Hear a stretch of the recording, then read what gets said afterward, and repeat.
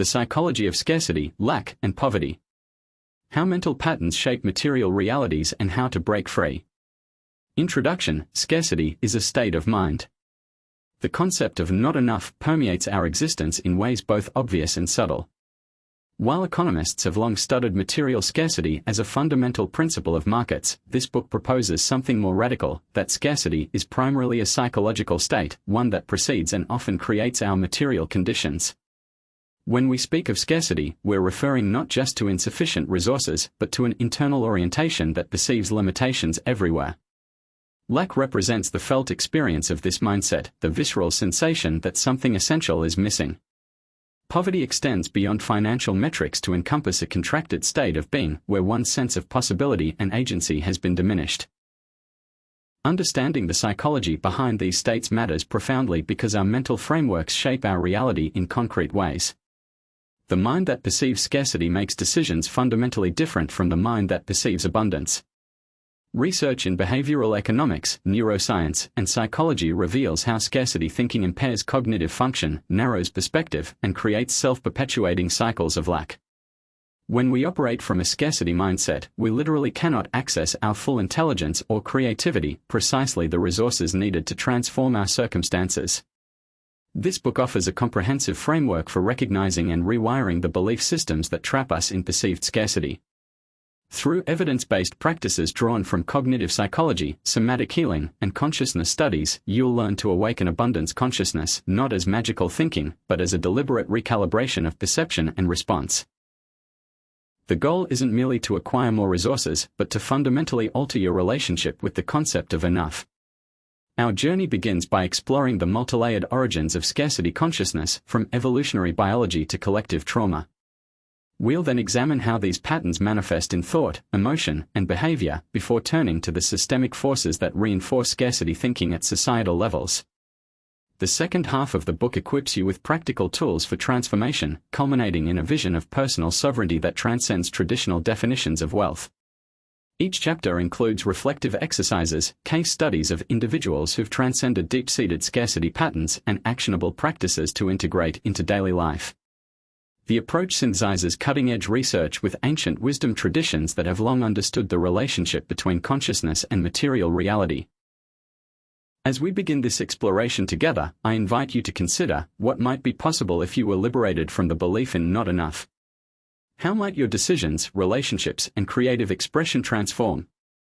The journey ahead is both deeply personal and inherently collective, for as we heal our individual relationship with scarcity, we contribute to reimagining the systems that have institutionalized lack for too long. Part 1: The Roots of Scarcity Consciousness. Chapter 1: The Origins of Scarcity Thinking. Our relationship with scarcity begins in our evolutionary history. For our ancestors, vigilance about resource availability was not neurosis but survival necessity. The human brain evolved sophisticated mechanisms to detect potential shortages, prioritize immediate consumption over long-term planning during perceived scarcity, and compare our resources with others as a way of gauging our relative security.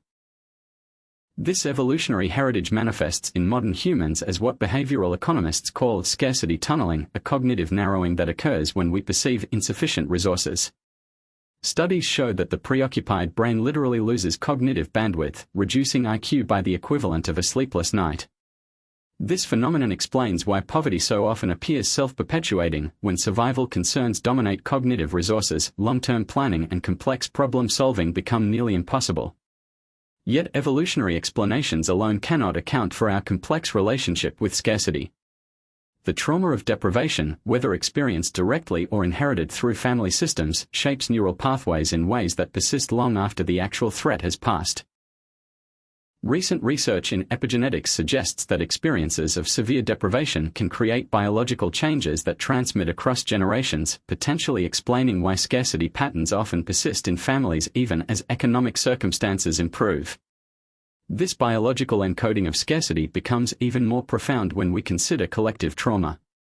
Systems of colonization, slavery, and economic exploitation have systematically deprived entire populations of resources and autonomy, creating wounds that manifest in contemporary scarcity consciousness. Indigenous communities forcibly disconnected from ancestral lands and traditional economies, descendants of enslaved peoples whose labor built wealth they were prohibited from sharing in, and communities subject to ongoing economic exploitation all carry collective memories of deprivation that influence present-day relationships with resources. Understanding these origins is not about assigning blame but recognizing the depth at which scarcity consciousness operates. Far from being simply an individual failing or pessimistic outlook, our scarcity patterns often represent adaptations to real historical threats. This recognition allows us to approach our transformation with compassion rather than self-judgment, understanding that the very mechanisms that once protected us may now limit our capacity to thrive. Chapter 2: Childhood Imprints and the Poverty Identity. Long before we understand the concept of money, we absorb profound lessons about worth, limitation, and possibility. Early childhood experiences around resources, whether material, emotional, or attentional, establish neural pathways that shape our adult relationship with abundance and scarcity. Consider how a child raised in an environment of unpredictable resource availability, where meals might be plentiful one day and scarce the next, or where parental attention fluctuates dramatically, develops different neural architecture than a child raised with consistent sufficiency. The former child's brain becomes exquisitely attuned to threat and scarcity, prioritizing immediate consumption over long-term planning and maintaining heightened vigilance even in times of plenty. Family narratives around money and worth create another layer of imprinting. Children who repeatedly hear phrases like, "We can't afford that," "Money doesn't grow on trees," or "People like us don't have that kind of wealth," internalize these statements not merely as economic observations but as fundamental truths about their place in the world. Even well-intentioned messages about the virtue of frugality or the spiritual dangers of materialism can, when communicated without nuance, create rigid beliefs about the morality of abundance. Perhaps most significant are the experiences that shape our sense of inherent deservingness. Children who must earn love, attention, or basic needs through performance or compliance often develop a transactional relationship with receiving. This conditions them to believe that abundance must always be earned through struggle, a belief that manifests in adulthood as workaholism, difficulty receiving gifts or help, or the subtle expectation that good fortune must eventually be paid for through suffering. These early imprints crystallize into what we might call a poverty identity, a subconscious self-concept organized around scarcity as a defining feature of one's existence. This identity manifests in the internalized emotions of shame, the sense that one is fundamentally flawed and thus undeserving of abundance, guilt, the belief that one's acquisition of resources harms others, and the pervasive fear of not-enoughness that haunts even objectively successful individuals.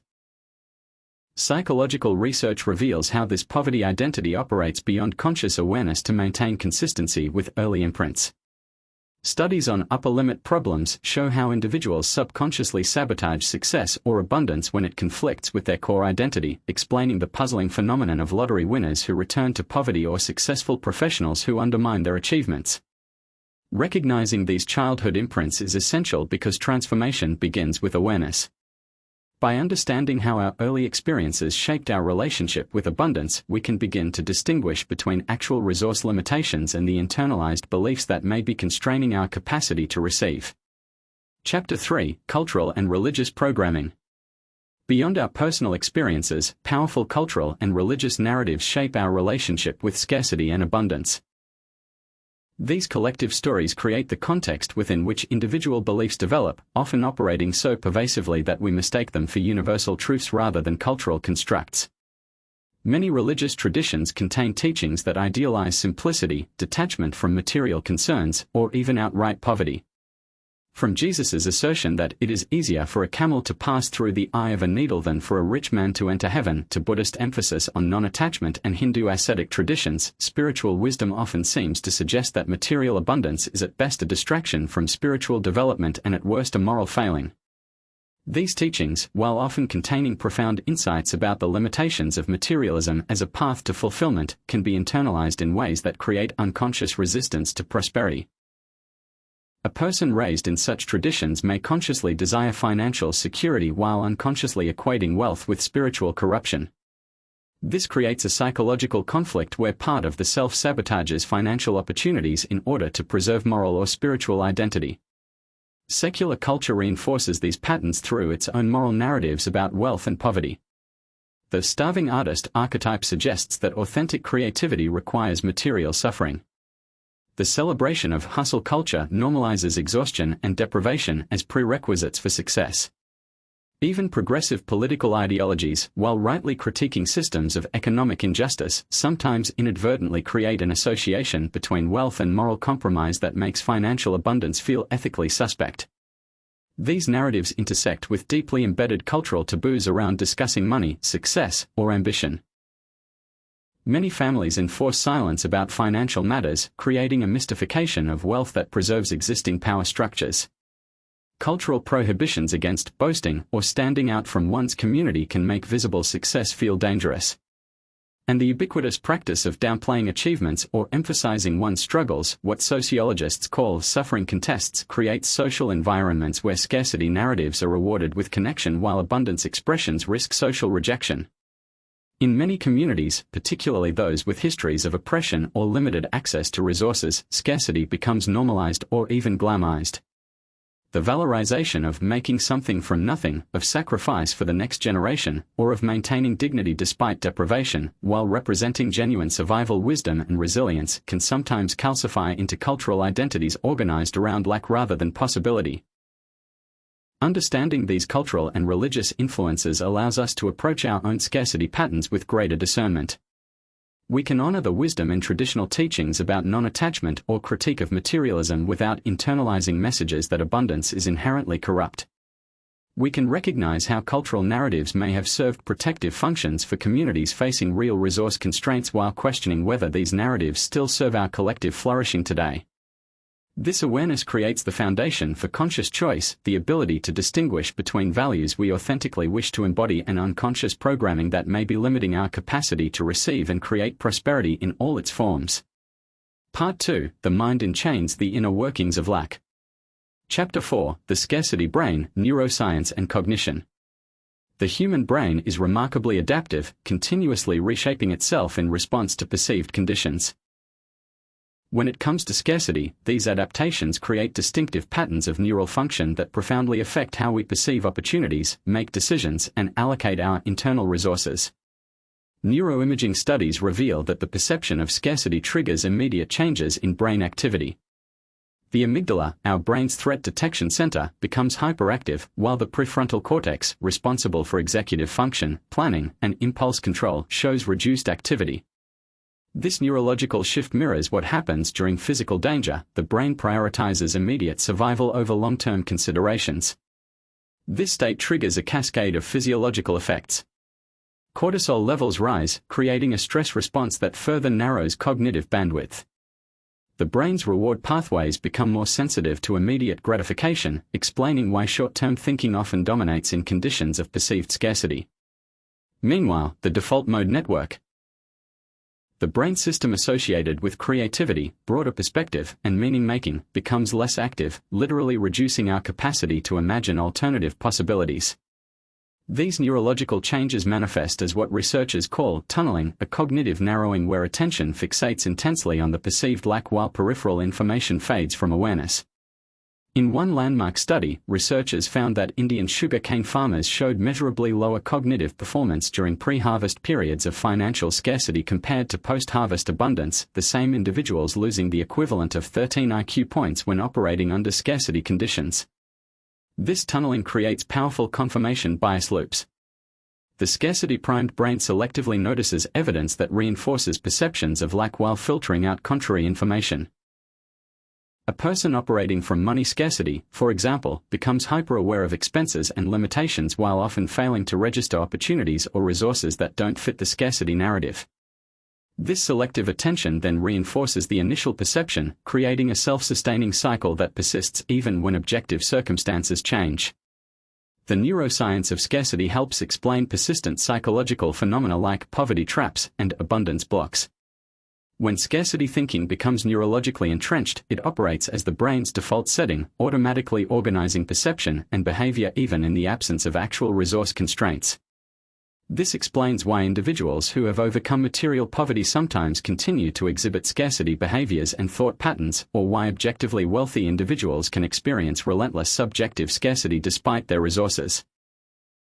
Importantly, research also identifies distinct biological markers of abundant states. When the brain perceives sufficient resources and safety, different neural networks activate.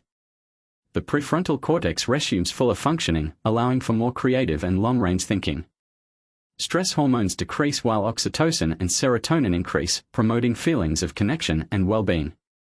The default mode network becomes more active, enhancing creativity and the ability to see broader patterns and possibilities. Understanding these neurological patterns offers two crucial insights. First, it provides a compassionate framework for understanding apparently self-defeating behaviors under scarcity. The person who makes impulsive financial decisions or fails to plan effectively isn't displaying moral or intellectual weakness, but responding to predictable neurological constraints. Second, it suggests concrete intervention points for transformation. Through practices that regulate the stress response, activate the prefrontal cortex, and strengthen the default mode network, we can begin to shift from scarcity-based neural activation to abundance-oriented brain states, creating the neurological foundation for sustainable change.